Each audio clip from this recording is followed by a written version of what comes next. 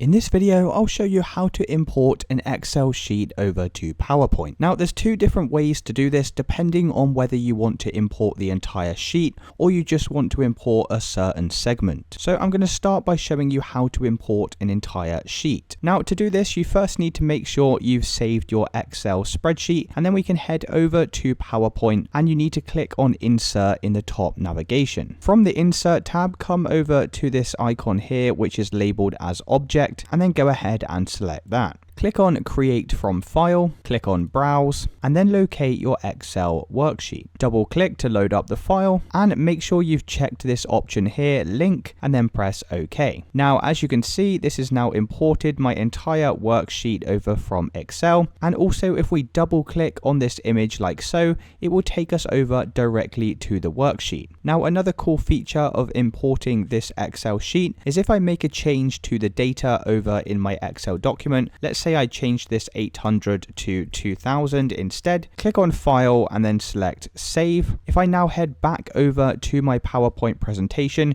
you can see that this number is updated in real time. If it's not updating for you, then you can always right click on the image and select Update Link. So that's the first way that we can import an Excel spreadsheet. Obviously, this imports the entire document. Now, if you want to import just a certain segment of Excel, then we can do that as well. So let me just delete this for a second. And what you need to do is head over to your Excel sheet. Select the part of the sheet that you want to copy, right click and then select copy, head back over to your PowerPoint presentation, click on the Home tab right at the top. Next to paste, select the drop down arrow and then select Paste Special. Click on Paste Link, select Microsoft Excel Worksheet Object and press OK. And as you can see, that's automatically imported that certain segment from our Excel worksheet. So that's it, guys. That's two ways that you can import data from Excel over to PowerPoint.